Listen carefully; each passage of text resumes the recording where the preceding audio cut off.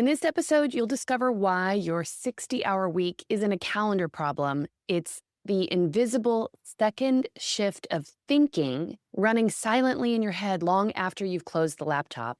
And I'll share the one AI system that finally lets you clock out.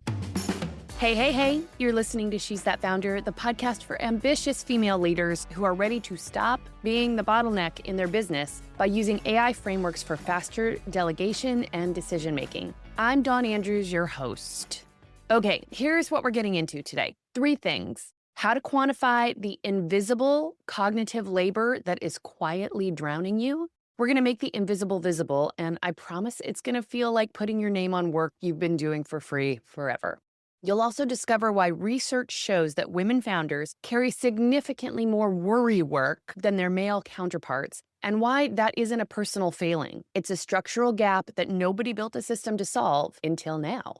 And then you'll discover the AI system I call the cognitive double.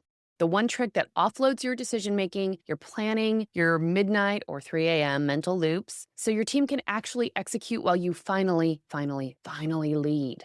So stay with me, because by the end of this episode, you are going to understand why your delegation keeps failing, and it has nothing to do with your team.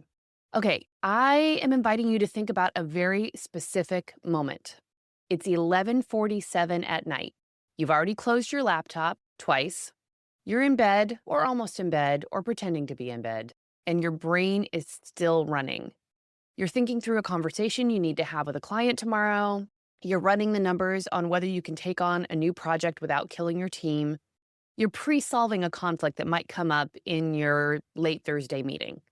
You're mentally drafting the email your operations manager should probably send, but won't because she doesn't know what you'd say. That right there is not insomnia. That's your second shift clocking in. And here's where it gets interesting. Arlie Hochschild, a sociologist from UC Berkeley, coined the term the second shift in 1989 to describe the invisible domestic labor that women go home to after their paid workday ends. The cooking, the childcare, the emotional management of the whole house. The work that doesn't show up on any job description somehow always lands on the same person. Does that sound familiar to you, girl? Because I know it does to me. Because what I see in the founders that I work with, brilliant, accomplished women who built businesses to increase their freedom, is that they've recreated that exact same second shift dynamic inside their companies. They left corporate to escape being invisible, and they built a business where the most important work they do is invisible. The anticipating, the planning, the worrying, the pre-solving, the emotional barometer reading, the knowing what needs to happen before anyone asks. So you don't have a delegation problem. You might have a second shift problem, and today we're going to fix it. So most founders have no idea of how much their mental bandwidth is going toward work that never shows up on a to-do list. I would like us to change that, and we're going to do it using the cognitive labor audit. It's the practice of making your invisible work visible, and it starts with a really simple question. What did you think about today that your team didn't have to? And I bet the list is pretty long. I'll give you some examples. Today, before your first meeting, did you anticipate what might go sideways with that client call and pre-plan how you'd handle it? Did you notice that the morale on your team felt a little off and then mentally file that away, knowing that you needed to check in with someone? Did you think through 2 or 3 different ways that a project could unfold and then pick the path of least resistance before anyone even brought it to you? That is cognitive labor, and it is labor you are doing solo. But this is what most productivity advice gets wrong. It looks at or focuses on the tasks in your calendar, but the work that's actually keeping you at 60 hours isn't just the meetings. It's everything happening in between the meetings inside your head that never gets counted. Because you're still doing all of your regular work while simultaneously running that second shift thinking at the same time. Here's what I want you to do this week. And you can even do this right now if you're somewhere where you can think. Pull out your phone or piece of paper. For the next 24 hours, every time you catch yourself mentally working through something that your team doesn't even know that you're solving for, write it down. Not the task, the thinking behind it. So it's not review proposal, it's figure out how to frame this so the client doesn't feel like we're upselling them when we are. or not check in with the team, but manage Sarah's anxiety about this deadline without making her feel micromanaged. So you get the shift, and it's weird, right? It's weird to start thinking about how we're thinking, but that's what I'm asking you to do, because if you can start to distinguish that, then we get to do the next part, which is pretty cool. So that specificity of logging how you're thinking about something, that's the cognitive second shift. And when you see it in writing, you'll understand immediately why you're exhausted. Translation, you're not tired because you're not doing something right. You're not tired because you don't have enough ambition or you're just not strong enough. You're tired because you're doing two jobs and you're only getting paid for one. If your team keeps coming to you with questions you've already answered 100 times and you keep stopping what you're doing to answer them, it's because there's no system that holds your thinking when you're not in the room. That's not a team problem, that's a documentation problem. And every day it goes unsolved, you stay the bottleneck. My free guide, 10 Ways AI Will Make You a Better Leader, shows you exactly where to start. 10 real-life business use cases with prompts you can try today to start getting your thinking out of your head and into a system your team can actually use. The link's in the show notes, so go grab it now. Now I want to spend a few minutes on the why. Because if you've been treating your exhaustion like a personal failing, like you just need to get better at systems or managing your time or hiring better people or work on your mindset, I want to give you a different frame. Research on cognitive labor and workplace dynamics consistently shows that women carry a disproportionate share of anticipatory work. A 2019 study published in the American Sociological Review found that women perform roughly twice as much invisible cognitive labor as men. The noticing, the planning, the worrying, the pre-solving, even when they're the primary earner, even when they have a full-time support staff, even when they're the boss, 2 times as much work. And that gap does not close when women earn more or hold more status or hire more help. It's not anecdotal, it's documented. And it follows women from their personal lives straight into their business. And here's how I know this is true, and not just from research, but from my own life. I remember standing in the kitchen on a Sunday morning, my cup of tea in my hands, my kids in the background, everybody's technically fine. Totally good, Sunday, chill. And my husband asked me, "What do you want to do today?" And I laughed, not because it was funny, because I had already mentally run our entire week. I knew we were out of the thing our youngest needed for school on Tuesday. I had already pre-negotiated in my head the conversation I needed to have about the holidays. I had run through every meal, every potential conflict, every logistic. The week was already half managed in my brain before it started. It was half managed on Sunday morning. And none of that work was visible to anyone else in the kitchen.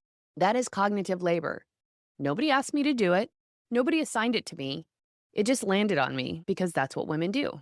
We hold things. We have always held things. And the part that stopped me cold when I finally saw it clearly, I brought the exact same operating system into my business. I just never noticed because it felt like leadership. It felt like being good at my job. That's what I'm being paid to do. But there's a difference between leadership and load bearing. And I had been load bearing for years and calling it strategy. And this is where it gets specific to us as founders. When you build your business, you build it using all of those skills. You succeeded because you can see around corners, because you held the whole picture in your head, because you were 10 steps ahead of everyone else. And that's your competitive advantage. And now it's the thing that is keeping you trapped. It's keeping us all trapped. Because what no one tells you when you start hiring, your team doesn't have access to your head. They could see a task list, assuming that you've made it visible, but they can't see your reasoning. They can't see your context, your experience, here's why this matters, and here are 3 ways it could go sideways, and here are 3 things that you can do to make sure that doesn't happen. That lives behind every decision that you make. So when you delegate, you're giving them the what, and you're keeping all the why and the how and the what if inside your own brain, where it stays cognitive labor, invisible, unpaid, and exhausting. So I wonder what you're thinking right now. Maybe it's, girl, I have tried to explain my thinking. I have written SOPs. I have done training, and they still come back to me with questions, right? Yeah, I imagine that is what you're thinking, and I've been there. What we're getting wrong, the problem isn't that your team is incompetent. It is not. The problem is that your expertise is intuitive. It lives in your nervous system. It's pattern recognition built over years of experience that you cannot fully articulate in a document. Not because you're not a good communicator, but because that's not how expertise works. What you need isn't a better SOP. What you need is a system that can translate your intuitive thinking into something your team can actually run on. And that right there is where AI becomes genuinely transformative, not as a productivity tool, as a thinking translation machine. Here is the framework. I call it the cognitive double. The cognitive double is an AI system built using ChatGPT or Claude, whichever you prefer, Gemini, Copilot, and just in the future, I'm not going to keep naming all the LLMs, you guys. You know which one you use, right? The cognitive double is an AI system that is trained on how you think, not what you know, how you think, your reasoning process, your decision-making criteria, your priorities, your instincts translated into something trainable. When it's working, your team isn't waiting for you. They're running on your reasoning at scale. And here's how to build it in 3 steps. Step 1, decision capture. For the next 2 weeks, every time you make a significant decision, you're going to do a 60-second voice memo or a quick chat message into your AI tool that explains not just what you decided, but why. What were the factors? What did you weigh? What did you almost do instead? And you can use a prompt like this. Here's the prompt. I just decided X. The factors I weighed were, and then list the factors. I chose this because, and then share your reasoning. If it had gone differently, I would have, and then share the alternative. My concern about this is X, and I'll know it worked if Y. I know it seems like a lot, but if you do that for 2 weeks, you'll have a gold mine of your own thinking documented for the first time. You'll start to see what your operating system is. Step 1 is decision capture. Step 2 is pattern extraction. Now you're going to feed those decision captures into your AI tool and ask it to identify your decision-making patterns. So here's what you're going to ask it. Based on these examples, what criteria do I consistently use to make decisions? What are my non-negotiables? What trade-offs do I consistently make? And what comes back is essentially a first draft of your leadership operating system, your values, your priorities, your reasoning, and it's made visible. I had a client do this. She runs a professional services firm, team of 9, and when she saw the patterns AI pulled from her decisions, she said, I have been trying to explain my standards to my team for 3 years. This is the clearest it has ever been, even to me. That's what making the invisible visible does. It's an act of self-knowledge as much as it is a business tool. Okay, we've done the decision capture, we've extracted the patterns. Now you're going to train your team on the double. So now that you have your operating system, your team has a resource they've never had before, a documented, searchable version of how their founder thinks. Before they come to you with a question, they check the cognitive double first, and they ask it, how would Don think about this? And it gives them a response based on your actual documented reasoning. Does it replace your judgment completely? Hell no. And it should not. Just to be clear, like safety warning, should this replace your judgment? No. Complex, high-stakes decisions always need you in the room. That is your job as a CEO. But all those medium and small-stakes questions your team is currently sending to you every week, the ones that pull you out of focus, that accumulate into hours of reactive work, that pile up in your inbox, that you're checking at 3 a.m. when you're supposed to be sleeping, those get answered without you, or at least advised without you. The shift is you stop being the answer key and you start being the author of the answer key. And the cognitive double handles the distribution of those answers. And listen. Here's the caveat I always share. AI is powerful, and it's most powerful when it's paired with clear business strategy, someone who knows how to use it intentionally, and who knows that you are always, ultimately, the decider. I've seen what happens when founders use these tools with real strategic backing versus just experimenting alone, and the results are not even comparable. The strategic backing makes all the difference, and that's why I do this work. You hired a team so you wouldn't have to do everything yourself, and somehow you're still the one making every call, answering every question, and carrying every decision in your head at midnight. The problem isn't your team's capability, it's that no one ever gave them a map to how you think. That gap is costing you hours every single week, and it compounds every time you grow your business. My free guide, 10 Ways AI Will Make You a Better Leader, is the fastest way to start closing that gap. Real prompts, real use cases, designed specifically for founders who are done being the highest paid employee in their own company. Links in the show notes. It's free. Go get it. Okay, let's recap, because this one's important and I want it to stick. The reason you're working 60 hours a week is not because you need a better calendar or better team or a better mindset or to manage your time better. It's because you're running a cognitive second shift, the invisible workload that your team doesn't even know exists, and you've never had a system to offload it.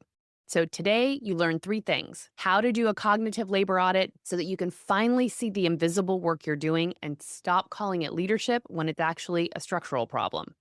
You learned why female founders carry twice the invisible cognitive load and why that's not personal. It's documented, it's systemic, and it followed you straight from your personal life into your business.